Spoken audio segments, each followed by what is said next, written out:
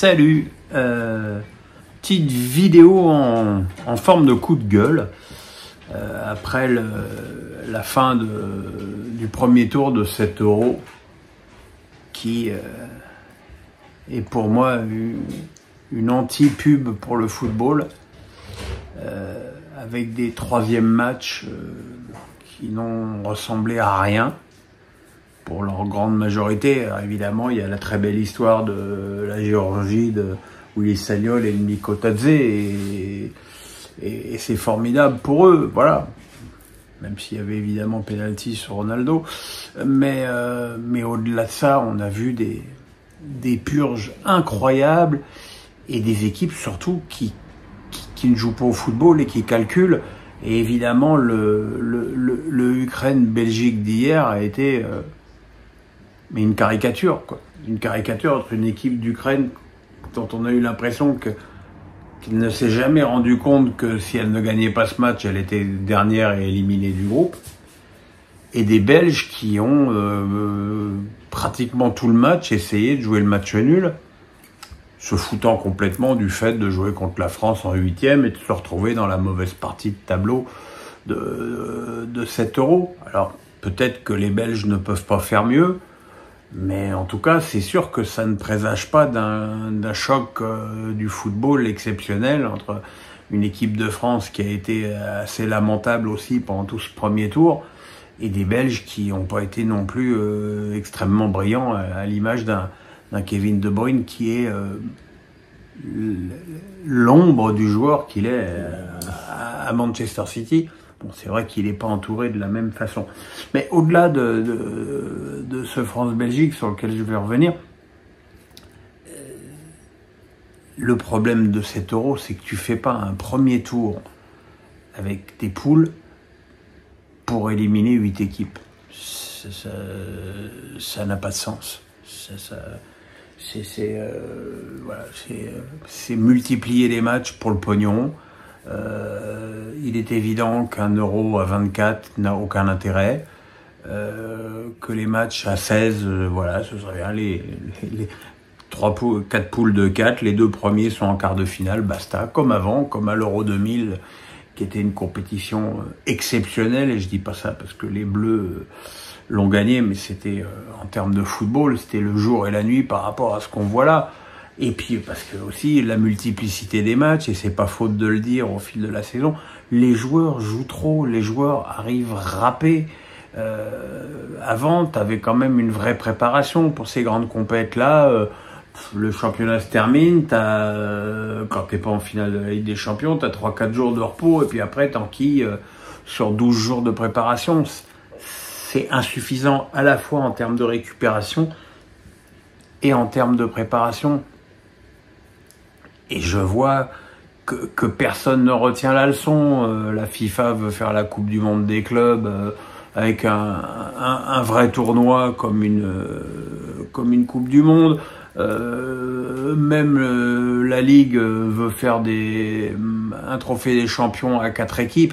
Arrêtez de multiplier les matchs. Vous voyez bien que les joueurs sont cuits et qu'il y a très peu de joueurs attendus qui sont à leur meilleur niveau, alors qu'ils ont quand même plutôt performé pendant la saison. Le meilleur exemple chez nous, c'est Antoine Griezmann, qui a quand même fait une magnifique saison avec l'Atlético et qui met pas un pied devant l'autre avec l'équipe de France. Donc la multiplicité des matchs est un fléau. La course à l'appât du gain et au pognon est un fléau. Et j'imagine même pas que l'UEFA va s'en rendre compte, hein. Ils vont trouver ça ravi. Les stades sont pleins, l'ambiance est magnifique.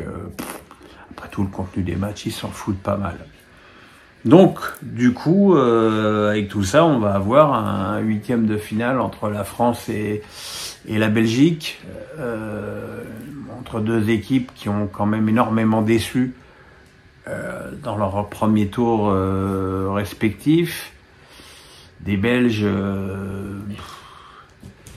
qui sont quand même pas extraordinaires en défense, qui ont un De Bruyne très déficient au milieu. Onana est très bon. Doku, je voudrais pas le fracasser parce que j'ai peur qu'il nous élimine à lui tout seul, mais c'est toujours pour moi le poulet sans tête que je voyais avec le Stade Rennais. Voilà, il est comme le bon et le mauvais chasseur. Lui, il a le ballon, il dribble. Voilà, mais c'est un bon dribbleur. Ou c'est un mauvais dribbleur, mais il dribble. Et voilà, et Lukaku, qui a, c'est vrai, été très malchanceux puisqu'il a eu 3 buts refusés d'extrême justesse à chaque fois pendant ce premier tour. Mais bon, voilà, c'est une équipe qui ne devrait jamais faire peur à une équipe de France en état de marche. Le problème, c'est que l'équipe de France, elle n'est pas en état de marche.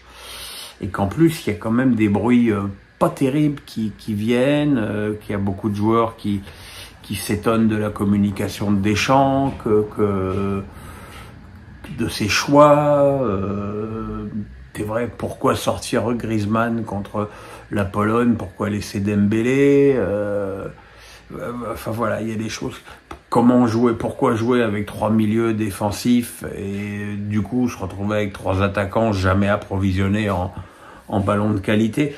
Il y a un problème de toute façon.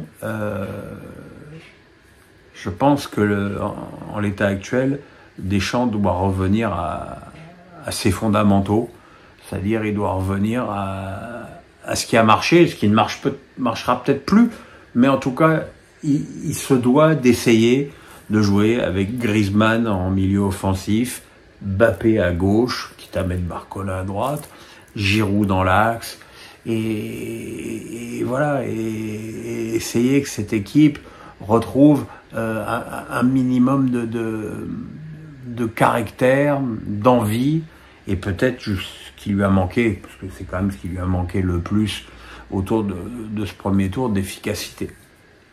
Mais voilà, quoi, c'est pas un tableau très réjouissant de ces matchs. Voilà, je m'ennuie beaucoup, ce qui en soi n'est pas très grave, mais voilà. J'espère que ce France-Belgique me fera mentir. Autant vous dire que pour l'instant, je n'y crois pas une seconde. Voilà mes petits amis, le pouce, on s'abonne. Passez une bonne journée ensoleillée.